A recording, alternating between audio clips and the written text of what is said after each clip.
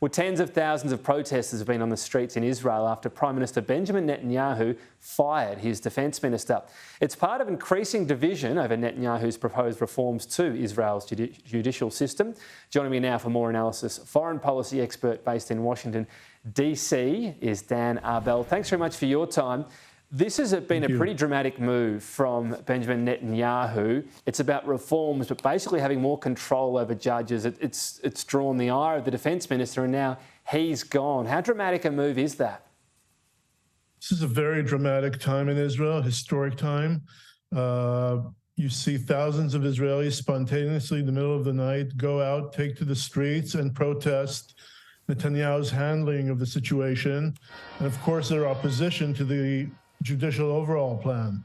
Netanyahu is trying to subordinate the judicial branch to have it answer to him.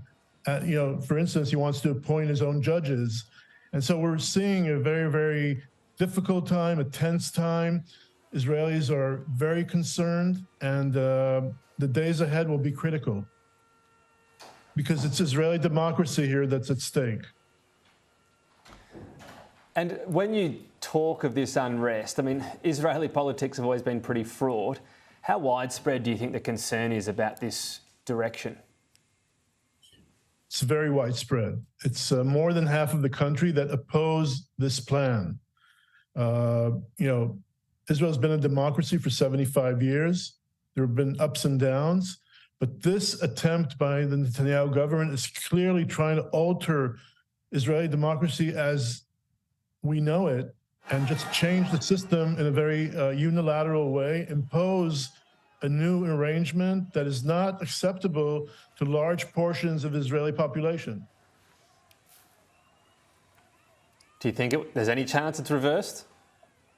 So right now, it obviously depends on Mr. Netanyahu, but he's really in a bind, and he'll have to make a serious decision in the coming hours whether he wants to continue with the judicial overhaul and agitate people and make protests grow and unrest continue, or if he wants to go for a dialogue with the opposition and try and find a mutually acceptable arrangement for the future. So we will know in the coming days. Right now, it's up in the air.